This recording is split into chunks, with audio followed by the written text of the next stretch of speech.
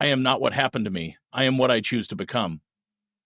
This is not a comforting phrase. It is a psychological death sentence to the ego and a resurrection for the soul. To grasp its meaning is to step out of the cycle of unconscious suffering and into the quiet fire of awakening. And yet, for most people, pain becomes their identity. They do not say, a painful event occurred. They say, I am broken. They do not say, I was abandoned. They say, I am unlovable. And in this subtle shift of language lies a prison built not from bars, but beliefs. We are not merely hurt by life, we become the hurt. And in doing so, we shrink our infinite nature into a single moment of trauma, a single insult, a single failure. We bind our self-worth to outcomes and opinions, and we hand over the narrative of our lives to anyone who has the power to affect us emotionally. This is not resilience, this is not realism, this is possession, where a fragment of the past lays claim to our entire being. The truth is, identity is not what we think it is. It is not fixed. It is fluid, sculpted by meaning, not events. Two people can experience the same storm. One drowns in it, the other learns to sail. The difference is not what happened. The difference is how they hold what. Imagine a man who, as a child, was constantly told he wasn't good enough. Maybe it was a parent who said it, maybe it was a look, maybe it was silence when he needed praise. That child grows up believing that his worth is conditional. He must perform, achieve, prove. And every failure isn't just a stumble. It's confirmation of the core lie, I am not enough. He might become successful. He might build a business, but he is still running from the ghost of that voice, and every time someone criticizes him, no matter how small, it reactivates the wound. Not because the words are so sharp, but because he has mistaken them for the truth. Now ask, is he really being hurt by the world, or by the part of himself that still agrees with the wound? We live in a world where everyone carries such ghosts, the ghosts of what their father didn't say, the ghosts of the teacher who embarrassed them, the ghosts of the friend who betrayed them. But more dangerous than what happened is the belief that it defines us. Because once you fuse identity with pain, you begin to defend it, and the ego, terrified of dissolution, builds an entire personality around suffering. You become the one who is always overlooked, the one who is too anxious, the one who never finishes what they start. You don't just carry pain, you become loyal to it. And then you meet people who validate it and your nervous system relaxes, not because you're healed, but because your pain has found a home. This is the tragedy. Pain can feel like comfort when it's familiar, so we repeat it and call it fate. But identity is not destiny, it is a choice. And the moment you see this, you reclaim authorship, not of the past, but of the meaning you assign to the past. When you defy who you are, you set yourself free at will too. And the moment you see this, you reclaim authorship, not of the past, but of the meaning you assign to the past. There's an old story of a man in Japan who lost everything. His wife left him, his business collapsed, his health deteriorated. He went to a Zen monk and cried, "My life is ruined." The monk didn't argue. He didn't try to cheer him up. He simply said, "Your life is not ruined, your story is. Good. Now write a better one." What this story offers is not sentimentality, it is psychological power. Because when you separate yourself from your story, you create space to rewrite, to reframe, to evolve. You don't deny what happened, but you deny its authority to define your value. Shame says, "This happened, so I must be flawed." Healing says, "This happened, and now I know where to grow." When someone rejects you and it crushes you, the pain isn't in their words. It's in the agreement within you. Somewhere you still believe their judgment has the final say on your worth. But if you no longer need their validation, they cannot hurt you. Their rejection becomes information, not devastation. This isn't easy work. It requires radical honesty. It requires asking, where have I made pain part of who I am? What stories have I told myself so often they feel like truth? These are not intellectual questions. They are invitations to descend into the psyche, where the real wars are fought, not with others, but with the false images we cling to of ourselves. There is no freedom in pretending you weren't wounded. The wound is real, but you are not the wound. You are the awareness around the wound. And once you stop identifying with the voice of fear, shame, and unworthiness, people can no longer use them against you. They can speak, but their words no longer land. They fall like arrows on stone. You begin to see clearly. You see the man who insults you is ruled by his own insecurity. The partner who betrayed you is acting out a script from their childhood. You begin to take things less personally, not because you don't care, but because you understand. Projection is not about you. Most people are not speaking to you. They are speaking to their own pain, and you just happen to be the canvas. And in this shift, you feel it. The space inside you grows, not emptiness, but spaciousness. Peace that is not dependent on approval. Strength that is not based on dominance. Love that is not rooted in need. That is when you become untouchable. Not because you never feel, but because you no longer collapse into the feelings. You witness them. You learn from them. You transmute them. To say, I am not what happened to me, is not to reject the past. It is to reclaim your power in the present. Is to say, yes, that happened, but I choose what it means. And I choose who I become from here. And in that choice, pain loses its grip. Suffering dissolves. Not because the world changes, but because you do. Pain is not the enemy. Unconsciousness is. We spend so much of our lives avoiding discomfort, dodging it, numbing it, blaming others for it, when in truth, pain is the most honest teacher we will ever know. It does not lie. It does not flatter. It simply shows us where we are not yet free. Most people believe they are suffering because of what someone else did to them, a cruel word, a rejection, an insult. But what if the true source of suffering is not what was said, but what we believe about ourselves that made it land so deeply? To feel triggered is not a weakness. It is a signal. An internal flare saying, here, look here, something inside is still unresolved. And the bravest thing we can do is to pause, turn inward, and ask, what is this really about? There was once a woman I knew who carried the weight of shame for years. From childhood, she was mocked, whispered about, judged for her body. It shaped how she moved through the world. Guarded, defensive, always bracing for impact. Every joke, every glance, every comment about weight hit like a wound reopening. And so she wore anger like armor. She'd lash out, she'd isolate. She would tell herself it was the world's fault, and in many ways she was right. The world can be cruel, conditioned to worship an illusion of perfection, but then something shifted. One day, instead of reacting, she allowed herself to feel. Not just the anger, but the sadness underneath. And when she asked herself, why does this hurt so much? A whisper rose from deep within her psyche, because part of me still believes I'm only lovable if I'm perfect. It was a devastating revelation, not because it was new, but because it had always been there, shaping every interaction, every choice, every fear. That realization didn't destroy her. It dismantled a lie that had been fed by society, but upheld by her own unconscious agreement with it. Once she saw the belief clearly, it lost its grip. The next time someone made a cruel remark, it didn't pierce her.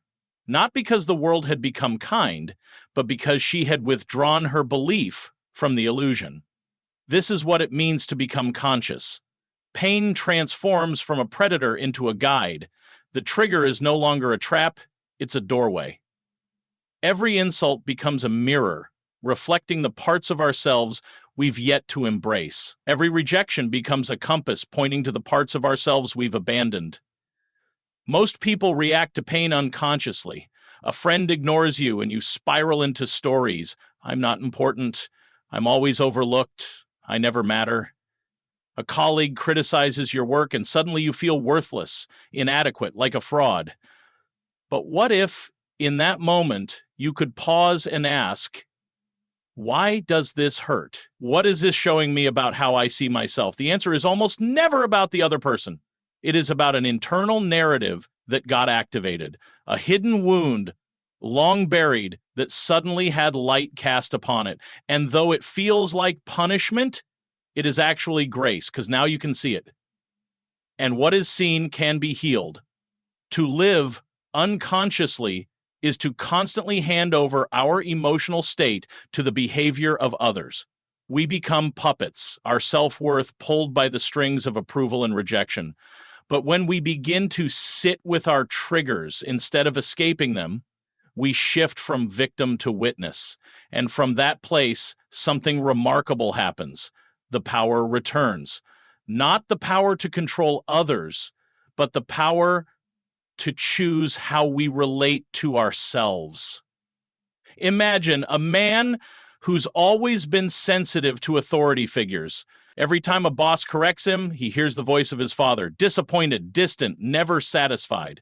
He tells himself his boss is unfair, too harsh, but the real conflict is internal. He still believes he must earn love through perfection. So any correction feels like a withdrawal of love. Now, imagine he pauses after the next correction and asks, what is this really about? He might realize, I've never believed I'm worthy just as I am. That moment doesn't erase his history, but it interrupts the pattern. It breaks the trance. As sacred messengers, each one invites you to reclaim a lost part of yourself, the part that was silenced, the part that was criticized, the part that was told, you're too much, you're not enough. These parts don't need to be fixed. They need to be seen and reintegrated. That is how healing works. Not by becoming better, but by becoming whole. You will know you are healing not because the world stops being cruel, but because cruelty stops wounding you. Insults may still come, but they will no longer land where the wound used to be. The belief that made them hurt will be gone, and without that belief, the words become empty echoes. There is immense power in knowing that no one can use your wounds against you once you've made peace with them. This is not about becoming invulnerable or indifferent. It is about becoming intimate with your inner world so that no external force can control it. When someone disrespects you and you feel the sting, let that be your teacher. Ask, what am I believing about myself in this moment that makes this hurt? And if you are honest, the answer will lead you not further into pain, but into liberation. Unconsciousness makes us reactive, fragile, and endlessly dependent on the opinions of others. But consciousness, true, courageous self-awareness, frees us. It teaches us to face discomfort not as an enemy to destroy, but as a messenger bearing the key to our deepest freedom. In this way, every painful moment becomes sacred, not because pain itself is holy, but because it invites us into a deeper truth. A truth that was always there, waiting beneath the noise of our reactions. A truth that says, you were never broken, only unaware of your wholeness. And the moment you begin to see that, even your most painful experiences become allies in your awakening. Not one wound is wasted, not one insult meaningless. They all become fuel for your return to yourself. Most people don't see you. They see their wounds speaking through your form. The tragedy of human interaction is not merely that people misunderstand each other, it is that they mistake their own inner distortions as truth and cast those distortions onto the world around them. We do not experience people as they are, we experience them as we are, and unless one becomes deeply conscious, this process happens automatically, involuntarily. It is not malicious, it is mechanical. A child unloved by his mother may grow into a man who cannot trust affection. A girl shamed for being loud may become a woman who feels threatened by confidence in others.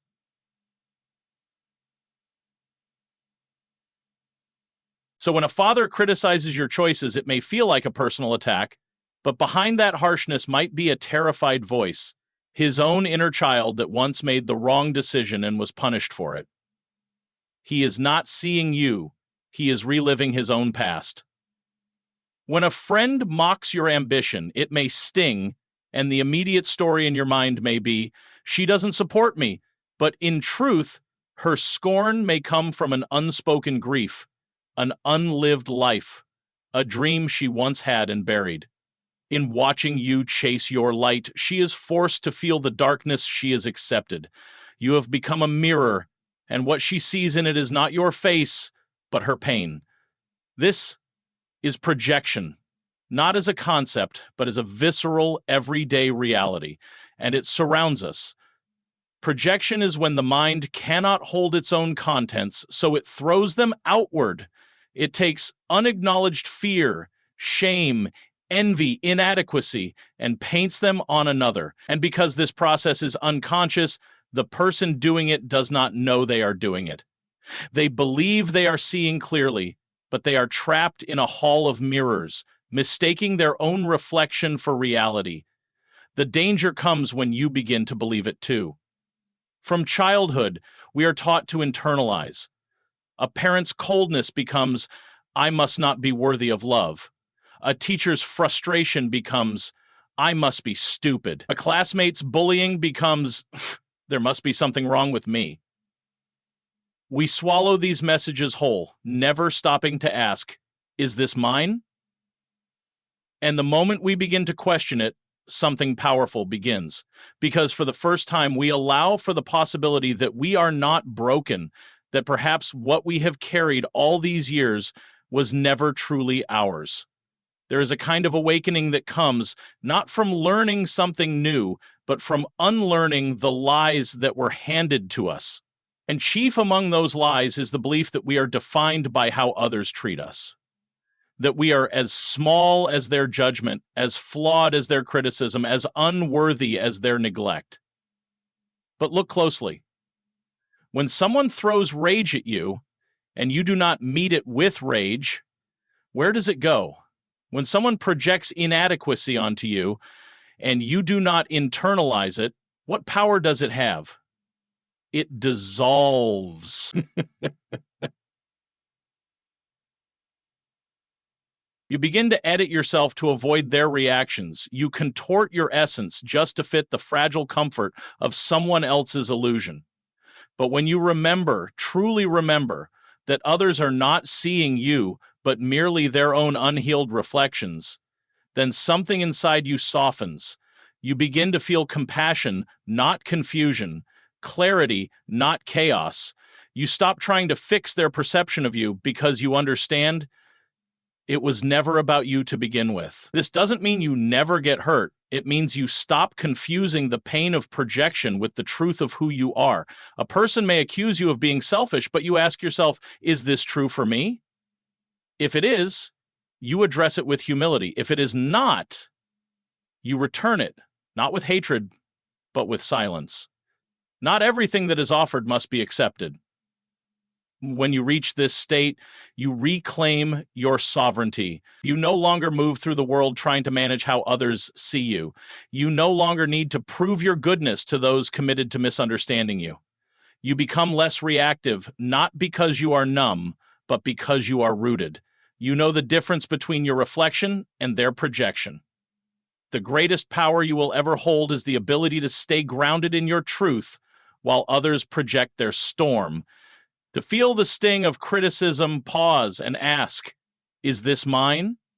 To be judged and still remain tender, to be rejected and not collapse into self-abandonment.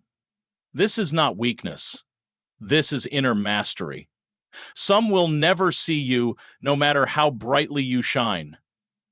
Not because you are not visible, but because they have not yet opened their eyes. And you must let that be okay. You must not dim your light just to ease their blindness. Their perception is not your responsibility. Your truth is. It is a radical act to stop absorbing the pain of others, to stop being a mirror for their wounds and start being a mirror to their possibility. And it begins with a single, unwavering knowing. I do not belong to their story. I belong to my own. This is freedom, not from others, but from the need to be seen rightly by them. You are not here to carry their fears. You are not here to shrink so they feel safe. You are here to be whole. And the more whole you become, the more others will be forced to confront their own fragmentation. Some will hate you for it, some will love you for it, but none of that defines you. What defines you is your willingness to see clearly, to feel deeply, and to refuse the invitation to become someone else's unfinished work. You are not here to be a container for other people's projection. You are here to be a mirror of truth. Unmoved, untouched, reflective. And when the mud is thrown again, and it will be, you will remember. You are still the mirror. You never stopped being. When you know who you are, nothing outside you can define you. The journey toward this knowing is not a straight path. It is not won through achievement, nor found in applause. It is not given by others, even when they offer their love sincerely. It is something born in silence, in the dark places where your true self has waited, untouched by the masks you've worn to survive. Most people spend their lives chasing reflections, believing them to be truth. They chase praise to feel worthy, affection to feel lovable, success to feel valid. From a young age, we are taught that love must be earned, that approval must be pursued, that who we are is never quite enough, unless it pleases someone else. So we shapeshift, we perform, we say yes when we want to say no, we become agreeable when we are angry, we hide sadness behind smiles. We call this maturity or kindness or discipline, but more often, it is self-abandonment in disguise. The world rewards this performance. It calls us well-adjusted when we have silenced our truth, but deep down, something aches. Something in us knows that this love we've earned isn't real love because it wasn't given to us. It was given to the version of us we thought the world would accept. And then inevitably something happens. The mask cracks. Maybe it's a betrayal, a failure, a loss. Maybe it's simply the fatigue of pretending. And in that breakdown, a door opens. A whisper rises. Who am I, really, without all this pretending? This is where the real work begins, not in striving, but in returning. Returning to the parts of yourself you had to leave behind to be accepted. The child who was too loud, too sensitive, too wild, the teenager who dared to dream but was laughed at, the adult who longed for intimacy but was told to be independent. These fragments live inside you still, waiting not for perfection, but permission. Permission to be felt, seen, loved, without condition. To do this work is not easy. It means facing the wounds we've tried to outrun. It means sitting with the loneliness we thought we buried. It means grieving the years we lived as someone else. But in the midst of this discomfort, something extraordinary begins to happen. We stop seeking ourselves in other people's eyes. We stop letting their judgments shape our self-emission. We stop tying our worth to the roles we play. Instead, we begin to gather ourselves. We call each part home: the brave one, the broken one, the angry one, the quiet one, the one who was never good enough in their eyes, but is now more than enough in ours. And in that sacred reunion, a new kind of peace rises. Not the fragile peace of approval, which can be taken away with a single word, but a fierce peace. A peace that says, even if they don't understand me, I understand me. Even if they leave, I will stay. Even if they don't choose me, I will not abandon myself again. From this place, criticism no longer cuts as deeply. You may still feel it, but you no longer become it. You begin to ask, is this true for me? And if it is, you grow. And if it isn't, you let it pass through you like wind through an open window. You no longer make every opinion a mirror. You become your own reflection. Rejection, too, takes on new meaning. It no longer feels like proof that you're unworthy. It becomes clarity. This was not your door. This was not your person. This was not your path, and you trust that what is meant for you does not require self-erasure. Even abandonment loses its sting, not because you don't care, but because you no longer interpret it as a sign that something is wrong with you. You see it instead as a redirection, a necessary shedding, a moment that cleared space for something more aligned. You do not chase those who walk away. You bless them and return to yourself. Because now you are home. This is the final liberation. When you belong to yourself, no one can take you away from yourself again. They can misunderstand you, but you will not be confused. They can withdraw their love, but you will not collapse. They can label you, but you will not wear the name. Because you have come to know something unshakable. Your worth is not a negotiation. It is not tied to your past or your pain or your performance. It is intrinsic, immutable, whole. To know who you are is not arrogance. It is humility, because it means you have faced yourself fully and still chosen love. Not a naive, surface-level love, but a deep, reverent love that says, even in my mess, I am sacred. Even in my flaws, I am enough. Even in my solitude, I am whole. This kind of self-relationship changes everything. You speak differently, not to impress, but to express. You listen differently, not to defend, but to understand. You love differently, not to complete yourself, but to expand yourself. And you live differently, not in reaction to others, but in alignment with your own inner truth. You realize that the great task of your life was never to become someone else's idea of worthy. It was to remember that you already are. And the more you live from that knowing, the more peace becomes your default, not because life is easy, but because you are no longer at war with yourself. The world may still be loud. It may still try to define you, to shrink you, to shape you, but you will not bend. Not because you are rigid, but because you are rooted. Rooted in something eternal. Rooted in the truth that you are not here to be everything to everyone. You are here to be fully, freely, and unapologetically yourself, and that is enough. That has always been enough.